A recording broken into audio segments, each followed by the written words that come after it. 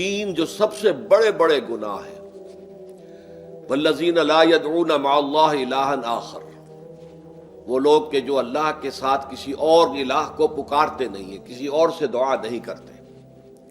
ولا يقتلون النفس التي حرم اللہ الا بالحق، نہیں انسانی جان کو قتل کرتے ہیں جسے کہ اللہ نے محترم قرار دیا ہے مگر حق کے ساتھ، یعنی کوئی قانون کی دفعہ ان کے اوپر لاگو ہو جائے تو بات دوسری ہے۔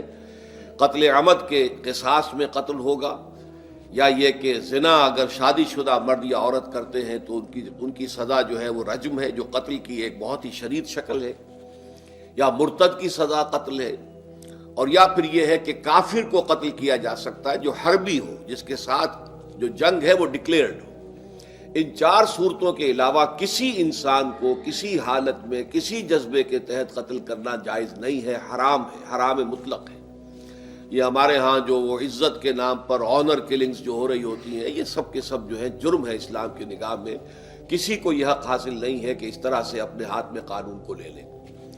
لیکن اس کے بعد فرمایا تھا کہ جو لوگ یہ کام کرتے ہیں تو پھر یہ ہے کہ یلقا اساما، وہ اس کی پاداش بھگت کر رہیں گے۔ یضاعف لہ العذاب یوم القیامہ، ان کے لیے قیامت کے دن عذاب دگنا کر دیا جائے گا، بڑھا دیا جائے گا۔ وَيَخْلُدْ فِيهِ مُهَانًا، اور وہ رہیں گے اس میں ہمیشہ ہمیش نہایت ذلت کے ساتھ، رسوا ہو کر۔ إِلَّا مَن تَابَ وَآمَنَ وَعَمِلَ عَمَلًا صَالِحًا، اس میں استثناء ہے کہ جو توبہ کرے اور تجدید ایمان کرے یا ایمان لائے۔ اگر پہلے کافر تھا تو ایمان لائے گا، اور اگر پہلے مسلمان تھا لیکن یہ کہ یہ گناہ سرزد اس سے ہوا تو گویا کہ ایک طرح کے کفر میں وہ داخل ہو گیا تھا، ایمان حقیقی سے محروم ہو گیا تھا، تو گویا کہ تجدید ایمان کرے۔ الا من تاب وآمن وعمل عملا صالحا، اور پھر اس کا عمل تبدیل ہو جائے، عمل درست ہو جائے، غلط کام کو فی الواقع چھوڑ دے۔ فاولئک یبدل اللہ سیئاتہم حسنات، تو یہ وہ لوگ ہیں کہ اللہ تعالیٰ ان کی برائیوں کو بھلائیوں سے بدل دے گا۔ یہ بات جو ہے بہت بلند ہے، اس میں اللہ تعالیٰ کی طرف سے وعدہ جو ہو رہا ہے کہ فَأُولَٰئِکَ يُبَدِّلُ اللَّهُ سَیِّئَاتِہِمْ حَسَنَاتٍ وَكَانَ اللَّهُ غَفُورًا رَحِیمًا۔ وَمَن تَابَ وَعَمِلَ صَالِحًا، پھر دوبارہ تکرار کے ساتھ یہ بات آ چکی ہے، جو توبہ کرے اور پھر عمل اچھا کرے، فَإِنَّهُ يَتُوبُ إِلَى اللَّهِ مَتَابًا، تو وہ ہے جو حقیقت میں توبہ کرتا ہے اللہ کی جناب میں جیسے کہ توبہ کرنی چاہیے، عمل میں کوئی تبدیلی نہ ہو، اور توبہ کی تسبیح ہوتی رہے۔ استغفر اللہ ربی من کل ذنب واتوب الیہ، آپ نے 10 تسبیحیں کرنی، 1000 مرتبہ کہہ لیا، یہ سب زیرو ہے اللہ کی نگاہ میں۔ ذکر کا ثواب مل جائے گا کہ اتنا وقت آپ نے اللہ کا نام لیا ہے، اللہ کا ذکر کیا ہے، اس کا ثواب تو ملے گا، لیکن یہ توبہ نہیں ہے، اس سے کسی گناہ کی معافی کا کوئی سوال نہیں ہوتا، اس سے برائیوں کے بھلائیوں میں بدلنے کا کوئی امکان نہیں ہے، اس سے اس کی سزا سے بچنے کی کوئی سبیل نہیں ہے۔ اب سورہ تحریم میں خاص طور پر ایک خاص جو پس منظر ہے اس کے اعتبار سے یہ آیت آ رہی ہے، یا ایھا الذین آمنوا توبوا الی اللہ توبۃ نصوحا، اے وہ لوگوں جو ایمان لائے ہو، اے ایمان کے مدعیوں، دعوے داروں، توبہ کرو اللہ کی جناب میں، لیکن وہ توبہ خالص ہونی چاہیے، توبۃ نصوحا۔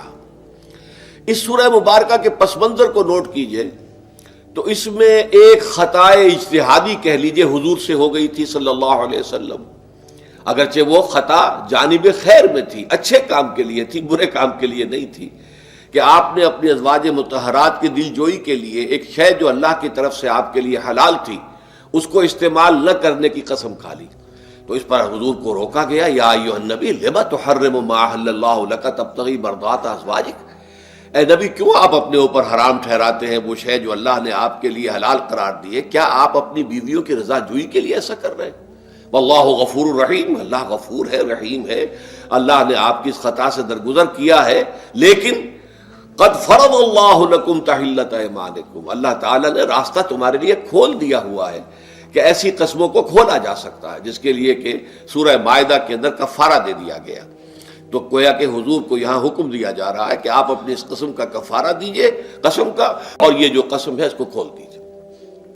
نمبر 2 پہ پھر 2 ازواج مطہرات کا معاملہ آیا کہ حضور نے ایک راز کی بات کہی ایک زوجہ محترمہ سے، لیکن انہوں نے وہ راز جو ہے وہ دوسری زوجہ محترمہ کو پہنچا دیا جن میں زیادہ آپس میں قریبی تعلق تھا. تو گویا کہ یہ بھی ایک طرح سے خیانت ہو گئی، اس لیے کہ راز جو ہے وہ تو ایک امانت ہوتا ہے، اور خاص طور پر عائلی زندگی میں میاں بیوی کے درمیان کے جو معاملات ہوتے ہیں وہ تو بہت ہی رازداری پر مبنی ہوتے ہیں. اس لیے ان میں سے کوئی چیز جو ہے جس کو خاص طور پر کہا گیا ہو کہ یہ ایک راز کی بات ہے جو تم سے کہہ رہا ہوں، کسی اور سے کہنا نہیں ہے، تو اس میں جو غلطی ہوئی ہے وہ بھی ایک بڑی غلطی تھی حضرت عائشہ صدیقہ رضی اللہ تعالی عنہا ان کی.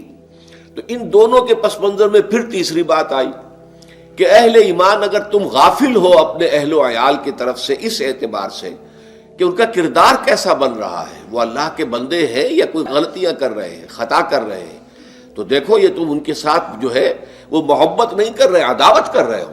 اس لیے کہ تمہاری اس نرمی، تمہاری اس شفقت اور ان محبت کے اندر اس درجے بڑھ جانا کہ اس میں اللہ تعالیٰ کے جو حرام کردہ امور ہیں ان میں بھی تم ملوث ہو جاؤ، تو یہ گویا کہ در حقیقت تم اپنے آپ سے بھی دشمنی کر رہے ہو اور ان سے بھی دشمنی کر رہے ہو. اپنے آپ سے دشمنی کر رہے ہو کہ تمہاری عاقبت خراب ہوگی، ان سے دشمنی کر رہے ہو کہ ان کی اگر تربیت غلط ہو جائے گی تو گویا کہ وہ جہنم کا نوالا بنیں گے.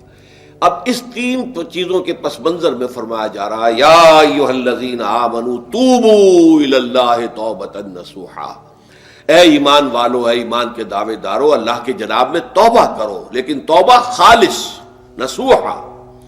پہلی بات تو یہ جانیے، میں نے بھی یقیناً پہلے بھی عرض کیا ہوگا لیکن دہرانے میں کوئی حرج نہیں ہے، عربی زبان میں یہ دو الفاظ بہت قریب ہیں، آبا یعوب اوبن اور تابا یتوب توبن یا توبتن.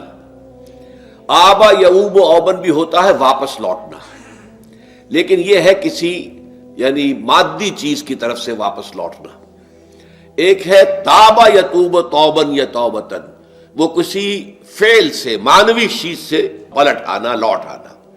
چنانچہ ایک بڑی پیاری جو دعا حضور صلی اللہ علیہ وسلم مانگا کرتے تھے، آپ کی مسنون دعاؤں میں سے ہے، جب آپ سفر پر گئے واپس گھر آئے تو گھر میں داخل ہوتے ہوئے آئبونا تائبونا لربنا حامدون، ہم پلٹ کر آ گئے ہیں سفر سے، وطن سے میں پہنچ گئے ہیں، گھر میں داخل ہو رہے ہیں، اور ہم اس حال میں بھی اپنے رب کی جناب میں توبہ بھی کر رہے ہیں، رجوع کر رہے ہیں اللہ کی جناب میں، اور اپنے رب کی حمد کرتے ہوئے داخل ہو رہے ہیں. آئبونا تائبونا لربنا حامدون. اسی طرح آپ بازار جائیں، اس کے بعد اپنے گھر میں داخل ہو تو یہ دعا پڑھیں، تو یہ گویا یہ بہت ہی ایک یوں سمجھیے مبارک، بہت سی اس کے اندر برکات ہوں گی.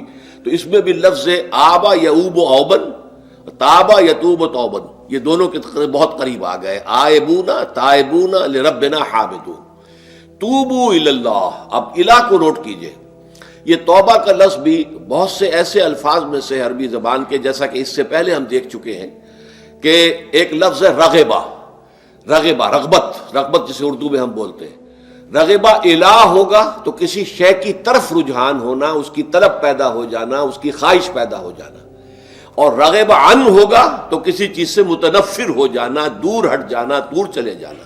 ورب ایک ہی ہے، پریپوزیشن کی چینج سے بالکل برعکس نتیجہ نکل آیا. ومن رغب عن سنتی فلیس منی، جسے میری سنت پسند نہیں ہے، جو اس سے ہٹتا ہے، پیچھے ہٹتا ہے، اس کو ترک کرتا ہے، اس کا مجھ سے کوئی تعلق نہیں. اسی طرح مالا یمیل و میلن، مالا الہ کسی شے کی طرف مائل ہونا، مالا عن اس شے سے ہٹ جانا، پیچھے ہٹ جانا، نفرت ہو جانا. اسی میں وہ لفظ تھا سا، فقط سقط قلوبکما، تمہارے دل جو ہے وہ تو مائل ہو ہی گئے ہیں. سغا بھی الہ ہوگا تو اس کے معنی کسی شے کی طرف مائل ہو جانا، عن ہوگا تو کسی شے سے متنفر ہو جانا. تو وہاں میں عرض کر چکا تھا لقد سقط قلوبکما، تو اے نبی کی دونوں بیویوں، تمہارے دل تو یقیناً اللہ کی طرف مائل ہو چکے ہیں، توبہ کی طرف مائل ہو چکے ہیں، لیکن زبان سے یہ کہتے ہوئے کہ حضور معاف کر دیجئے غلطی ہو گئی، یہ اس میں ذرا حجاب آ رہا ہے.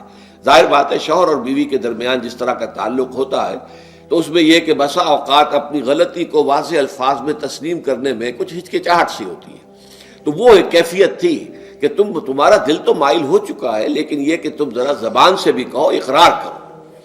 اسی طریقے سے یہ لفظ توبہ ہے، توبہ الہ ہے، کسی کی جناب میں توبہ کرنا. جب اللہ تعالیٰ کی طرف توبہ کا لفظ آئے گا تو توبو الی اللہ توبۃ نصوحا، اللہ کی جناب میں توبہ کرو. اور جب اللہ تعالیٰ توبہ کرتا ہے، یہ لفظ جو ہے دو طرف استعمال ہوتا ہے. تواب بندہ بھی ہے، تواب اللہ بھی ہے. اللہ تواب ہے، بہت توبہ کا قبول کرنے والا. بندہ تواب ہے، بہت زیادہ توبہ کرنے والا. وہ حدیث میں آپ کو سنا چکا ہوں، کل بنی آدم خطاؤون وخیر الخطائین التوابون. تمام بنی آدم نہایت خطا کار ہیں، گناہ گار ہیں، غلطیاں ہوتی ہیں، خطائیں ہوتی ہیں، لیکن ان خطا کاروں میں بہتر لوگ وہ ہیں جو بہت توبہ کرنے والے، رجوع کرتے، پلٹتے ہیں، ان میں پشیمانی پیدا ہو جاتی ہے اور وہ اللہ تعالیٰ کی جناب میں رجوع کرتے ہیں، تو وہ تواب ہیں، بہت زیادہ توبہ کرنے والے. لیکن اللہ کی جناب میں توبہ جب بندہ کرتا ہے تو وہ الہ آئے گا، تابہ الہ، اس نے توبہ کی اللہ کی جناب میں. اللہ توبہ کرتا ہے یعنی اللہ تعالیٰ جو ہے اپنی نظر شفقت اور نظر رحمت جو پھیر دی تھی اس نے کہ ایک بندے نے گناہ کیا ہے، میرے حکم کی جو ہے خلاف ورزی کی ہے، معصیت کا ارتکاب کیا ہے، تو اللہ تعالیٰ اپنی رحمت اور شفقت کی نگاہ اس سے ہٹا لیتا ہے. لیکن جب بندہ توبہ کرتا ہے تو پھر اللہ تعالیٰ بھی رجوع فرماتا ہے اور اپنی شفقت اور رحمت اور مغفرت کے ساتھ بندے کی جانب متوجہ ہو جاتا ہے. لیکن وہاں تابہ اعلیٰ آئے گا، تم علینا اے پروردگار ہماری توبہ کو قبول فرما، وہ الہ کے ساتھ آئے گا. ہم جب توبہ کریں گے تو وہ الہ کے ساتھ آئے گا. تو یہاں فرمایا توبو الی اللہ، اللہ کی جناب میں توبہ کرو، پلٹو، رجوع کرو، اور توبۃ نصوحا، خالص توبہ. اس کی جو وضاحت تھوڑی سی میں ابھی کر چکا ہوں کہ خالص توبہ سے مراد کیا ہے. یہ نہیں کہ بس توبہ کی ورد ہو رہا ہے اور توبہ جو ہے وہ اس کے کلمات زبان سے ادا کیے جا رہے ہیں. بعض لوگ ہیں وہ جو آیت کریمہ ہے اس کا 1.25 لاکھ کا ہو رہا ہے، ورد ہو رہا ہے، کتنا ہو رہا ہے، اس کی تسبیح پڑھ رہے. اس سے کچھ نہیں ہوتا جب تک کہ دل کے اندر گناہ سے نفرت پیدا نہ ہو جائے، حقیقی پشیمانی نہ ہو کہ یہ مجھ سے بہت غلط حرکت سرزد ہوتی رہی ہے، پختہ ارادہ نہ ہو کہ آئندہ یہ کام نہیں کروں گا یا کروں گی، اور یہ کہ بالفعل بھی اس کام کو چھوڑ دے. یہ 3 شرطیں کم سے کم ہیں ان چیزوں میں کہ جو حقوق اللہ میں سے، اللہ تعالیٰ کے حقوق، ان میں کوتاہی ہوئی ہے، ان میں غلطی ہوئی ہے، اس میں انسان نے کسی معصیت کا ارتکاب کیا ہے. تو 3 شرطیں: حقیقی پشیمانی نمبر 1، جس کے لیے میں نے اقبال کا شعر آپ کو سنایا تھا جو بالکل نوجوانی کے دور میں انہوں نے کہا تھا، اور کسی، اب میں نام بھول رہا ہوں، کوئی بہت بڑے شاعر تھے، استاذ تھے، اساتذہ، استاذ الشعراء، انہوں نے کہا تھا کہ میاں صاحبزادے اس عمر میں، اور یہ شعر اس قدر اونچا شعر ہے کہ موتی سمجھ کے شان کریمی نے چن لیے قطرے جو تھے میرے عرق انفعال کے. انفعال کہتے ہیں شرمندگی کو، کہ میں جب شرمندہ ہوا کہ میں اللہ کی جناب میں یہ کیا حرکت کر بیٹھا، تو اس سے میرے پیشانی پر جو پسینے کے قطرے رونما ہوئے، اللہ تعالیٰ نے ان کو موتی سمجھ کے چن لیا. اللہ تعالیٰ کو بندے کی توبہ سے اتنی خوشی ہوتی ہے. وہ حدیث بھی میں آپ کو سنا چکا ہوں کہ تم اندازہ کرو، ایک شخص ہے کہ جو ایک ریگستان میں لقودق صحرا میں سفر کر رہا تھا، اس کا ایک اونٹ تھا جس پر وہ سفر کر رہا تھا، اسی پر اس کا جو بھی راستے کا کچھ کھانا وانا تھا، خوراک تھی، وہ بھی، اس کی پوٹلیاں بھی تھیں اور پانی کی چھاگل بھی بندھی ہوئی تھی. تھوڑی دیر کے لیے وہ ایک درخت کے سائے میں بیٹھ گیا استراحت کے لیے. وہ اسی میں آنکھ لگ گئی اس کی. اب جب آنکھ کھلی تو دیکھا کہ اونٹ غائب ہے. اب اونٹ گویا کہ اس کی زندگی کا واحد سہارا، کہاں جائے گا اب بغیر اونٹ کے. اس دوڑا دائیں بائیں، شمال جنوب مغرب مشرق، سب میں کہیں جہاں تک وہ کر سکتا تھا اسے کہیں اونٹ نظر نہیں آیا. تو پھر وہ اسی درخت کی سائے میں آ کر بیٹھ جاتا ہے موت کے انتظار میں کہ اب تو موت ہی آئے گی، نہ کھانے کو کچھ، نہ پینے کو پانی، نہ سواری کہ میں کہیں یہاں سے نکل سکوں. اچانک دیکھتا ہے کہ وہ اونٹ تو کھڑا ہوا ہے اور وہ سامان بھی موجود ہے. تو اس میں فرط مسرت کی وجہ سے خوشی اتنی شدید ہوتی ہے اسے کہ وہ کہنا تو یہ چاہتا ہے اے اللہ میں تیرا بندہ ہوں تو میرا رب ہے، لیکن وہ کہہ یہ بیٹھتا ہے اے اللہ میں تیرا رب ہوں تو میرا بندہ ہے. یعنی اتنا وہ اپنے اس میں حواس کھو بیٹھتا ہے خوشی کی وجہ سے. اتنی ہی خوشی ہوتی ہے اللہ تعالیٰ کو اپنے کسی گناہ گار بندے کی توبہ سے. اب آپ اندازہ کیجئے، یہ ہے جو تشبیہ حضور صلی اللہ علیہ وسلم نے توبہ کی عظمت کے لیے بیان کی. تو اس کے حوالے سے، اور میں آپ کو فلسفے کے طور پر بھی بتا چکا ہوں کہ بہت بڑی غلطی جو ہے، جیسے ان دونوں صورتوں کا جو مرکزی مضمون میں نے بتایا تھا کہ خاندانی زندگی میں 2 انتہائی کیفیات پیدا ہوتی ہیں. یا میاں بیوی کی موافقت نہیں ہو رہی تو آخری حد ہے طلاق، یا یہ ہے کہ اتنی محبت ہو گئی ہے کہ محبت کی وجہ سے شریعت کی حدود کے اندر رد و بدل ہو رہا ہے. تو پہلے کے موضوع کے اوپر سورہ طلاق ہے اور دوسرے موضوع کے اوپر سورہ تحریم ہے. تو طلاق کے معاملے میں بھی عیسائیوں سے جو بہت زیادہ غلطی، بہت بڑی سرزد ہوئی وہ یہ ہے کہ حضرت عیسیٰ نے یہ فرمایا تھا کہ جو شخص اپنی بیوی کو طلاق دیتا ہے گویا کہ ناحق، وہ گویا کہ اس سے زنا کرواتا ہے، یعنی یہ کہ طلاق ہو گیا اس کو، اب وہ بیچاری جو ہے وہ بے شوہر کے ہے، عام طور پر مطلقہ سے کوئی شادی نہیں کرتا، تو اب اس کے فتنے میں مبتلا ہونے کا امکان موجود ہے، وہ زناکاری پر آمادہ ہو سکتی ہے۔ تو جس شخص نے اسے غلط طلاق دی تھی در حقیقت وہ ذمہ دار ہوگا اس زناکاری کا جو وہ کر رہی ہے۔ یہ اصل میں ایک اخلاقی تعلیم تھی جس کو کہ انہوں نے قانونی سمجھ لیا اور طلاق کا دروازہ بند کر دیا، حالانکہ شریعت موسوی میں طلاق کا راستہ کھلا تھا جیسے شریعت محمدی میں، کہ اگر کوئی صورت ایسی ہے کہ مزاج نہیں مل رہا ہے تو ٹھیک ہے، علیحدہ ہو جاؤ، سیپریشن کا راستہ کھلا ہوا ہے۔ اگرچہ اللہ کو حلال چیزوں میں سب سے زیادہ ناپسند طلاق ہے، اللہ چاہتا یہی ہے کہ یہ بندھن بندھ جائے تو بندھا رہے ساری عمر، لیکن یہ کہ یہ بھی نہیں ہے کہ گھر کے اندر چخ چخ ہوتی رہے، چپکنش چلتی رہے، گھر کے اندر چین نہ رہے، راحت نہ رہے، باہمی اعتماد نہ ہو اور پھر بھی وہ بندھن بندھا رکھا جائے، اس کا کوئی فائدہ نہیں۔ تو قانون وہ تھا لیکن اخلاقی تعلیم یہ تھی، جیسے حضور نے فرمایا ابغض الحلال عند اللہ الطلاق، لیکن ساتھ ہی میں نے وہ حدیث بھی آپ کو سنا دی کہ جو شخص اپنی بیوی کی جو بھی اس کی روش ہے اس سے سخت نالا ہے، شکایتیں کرتا پھرتا ہے دوسروں سے، طلاق نہیں دیتا، تو اللہ تعالیٰ اس کی دعا سنتا ہی نہیں کہ جب میں نے تمہارے لیے راستہ کھلا ہوا تھا وہ تم اختیار نہیں کر رہے۔ تو یہی معاملہ در حقیقت عیسائیوں نے اس حد تک بڑھایا کہ حضرت آدم اور حوا سے جو خطا ہو گئی تھی وہ خطا جو ہے وہ تو ہر انسان دنیا میں جو آتا ہے تو خطا کار ہے، وہ اپنے آباء و اجداد، اپنے اماں حوا اور اپنے ابا آدم کی خطا لے کر اپنے ساتھ پیدا ہو رہا ہے، تو گناہ گار ہے۔ Man is sinful from the very birth.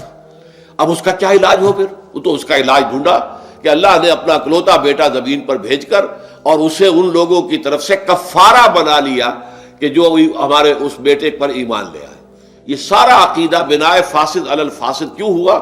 کہ توبہ کے بارے میں تصور ان کا غلط ہو گیا۔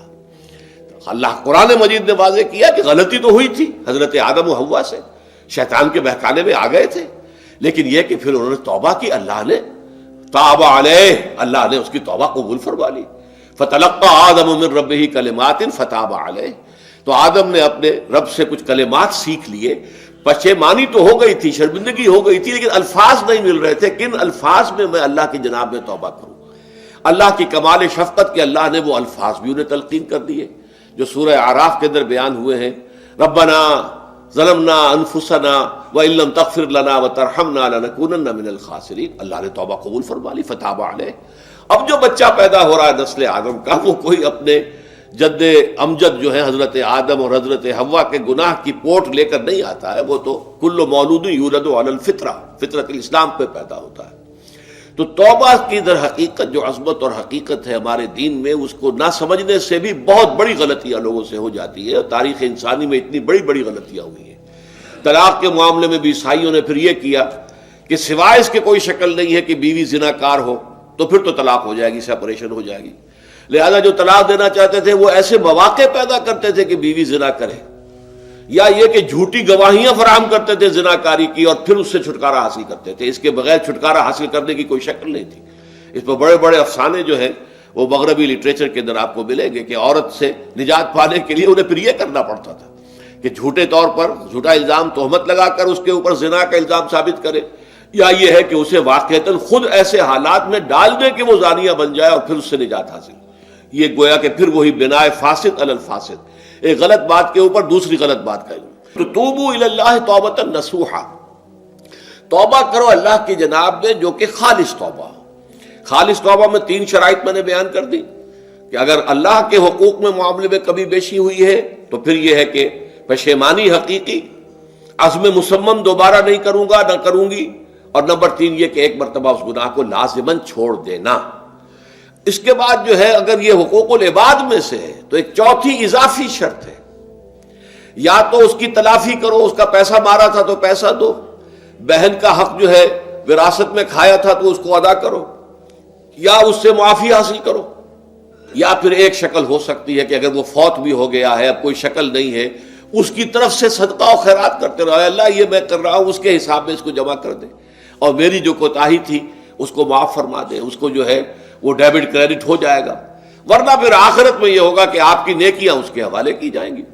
یا آپ کے پاس نیکیوں کا ذخیرہ بھی کافی نہ ہوا تو اس کے گناہ آپ کے پلڑے میں ڈال دیے جائیں گے. اور اسی کو حضور نے فرمایا کہ میری امت کا اصل مفلس وہ ہے. آپ نے پوچھا اتدرون من المفلس، آپ لوگ جانتے ہیں کہ مفلس کون ہوتا ہے؟ تو صحابہ نے وہی جواب دیا جو ہم میں سے ہر شخص جواب دے گا، المفلس عندنا من لا درہم لہ ولا دینار. ہمارے نزدیک ہم مفلس اس کو کہتے ہیں جس کے پاس درہم و دینار نہیں ہے، روپیہ پیسہ نہیں ہے. حضور نے فرمایا نہیں، میری امت کا مفلس وہ ہوگا جو قیامت کے دن حاضر ہوگا، بہت سی نمازوں کی وہ پنڈ لے کر آئے گا، وہ گٹھڑی لے کر آئے گا، گٹھڑا لے کر آئے گا، اور روزوں کا اور اس کا اور حجوں کا اور عمروں کا، لیکن وقد شتم ھذا واکل مال ھذا، اس نے مال کھایا تھا فلاں کا حرام طریقے سے، فلاں کو گالی دیتی تھی، فلاں پر تہمت لگائی تھی، حقوق العباد کے اندر جو ہے اس کی عزت پر حملہ کیا تھا. وہ سارے مدعی جمع ہو جائیں گے. اللہ تعالیٰ کسی سے کہے گا بھائی تم اس کی نمازیں لے جاؤ، کسی سے کہے گا اس کے روزے لے جاؤ، اچھا تم لو حج لے جاؤ، اس کے عمرے لے جاؤ، اور اس کے بعد بھی مدعی باقی ہوں گے. تو اب مدعیوں کے گناہ اس کے پلڑے میں ڈالے جائیں گے، اور پھر وہ دوسروں کے گناہوں کے بوجھ تلے دب کر جہنم میں جھونک دیا جائے گا. تو یہ حقوق العباد کے اندر معاملہ اس سے بھی کہیں زیادہ سخت ہے کہ جو حقوق اللہ کا ہے. اللہ تو بڑا غفور ہے، رحیم ہے، اس کے اندر وہ رعایت بھی کرے گا، لیکن حقوق العباد کا معاملہ اللہ کہہ دے گا یہ میرا معاملہ ہے ہی نہیں، یہ تمہارا آپس کا معاملہ ہے، تمہیں اس میں تو جو بھی ہے لین دین کر کے ہی معاملہ چکانا ہوگا، دے دے کر معاملہ ہوگا، اس کے بغیر نہیں. تو توبوا الی اللہ توبۃ نصوحا عسى ربکم ان یکفر عنکم سیئاتکم. عین ممکن ہے، عسا اصل میں امید دلانے کے لیے ہوتا ہے، شاید کہ ایسا ہو جائے، لیکن جب اللہ کی طرف سے یہ لفظ آتا ہے تو یہ یقینی معنی، یقینی وعدے، اللہ کا وعدہ ہے. اگر تم یہ توبہ نصوح کرو گے تو اللہ کا وعدہ ہے تم سے کہ وہ تم سے تمہاری برائیوں کو دور کر دے گا.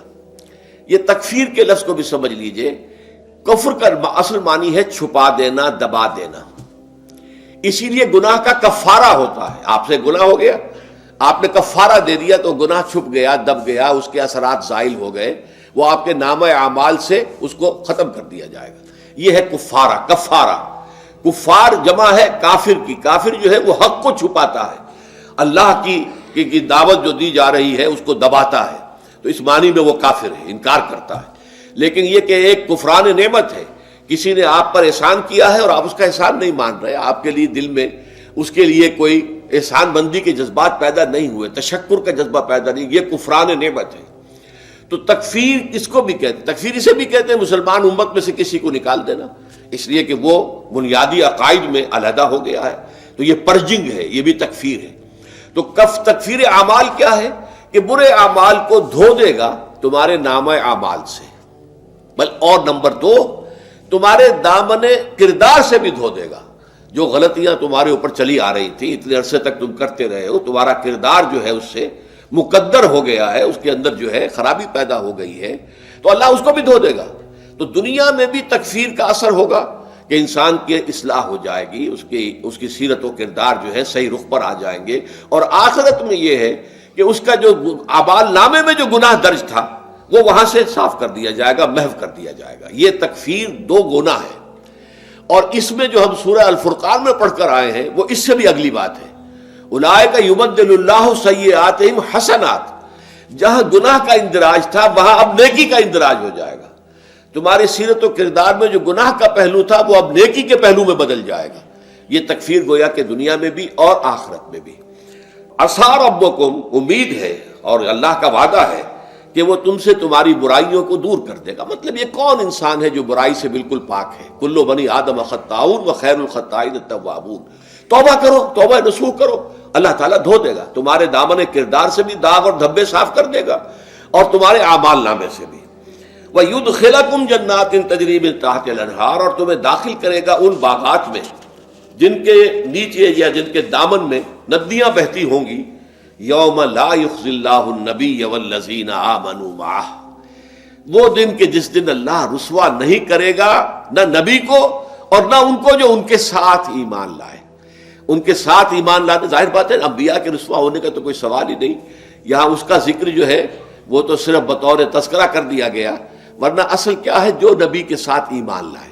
اور نبی کے ساتھ ایمان لانے والوں میں درجہ اول کے لوگ وہ ہیں جو صحابہ کرام ہیں، جو حضور کے زمانے میں تھے، حضور کے ساتھ دیا انہوں نے اپنے جان و مال سے حضور کے مشن کو تقویت پہنچائی. جہاں حضور کا پسینہ گرا وہاں اپنی خون کی ندیاں بہا دی، اپنی جانیں دے دی. تو وہ ہے اولین.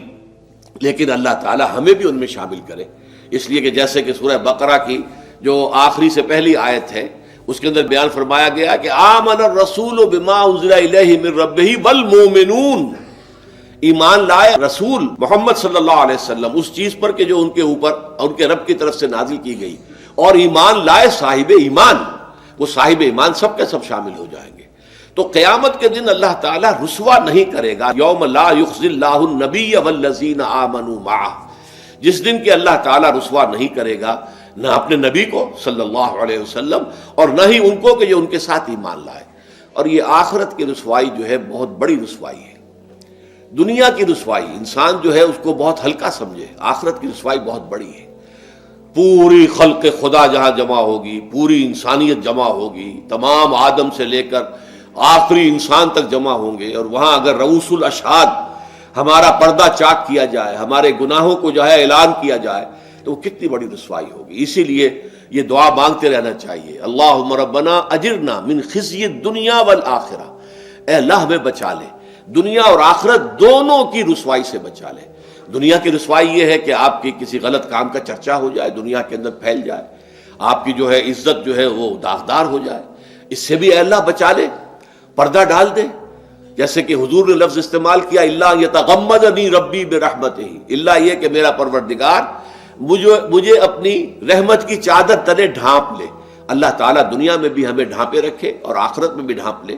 تو یہ خزی دنیا والآخرہ، اے اللہ ہمیں دنیا کی بھی رسوائی سے بچائے رکھ اور آخرت کی رسوائی سے بھی بچا لیجو.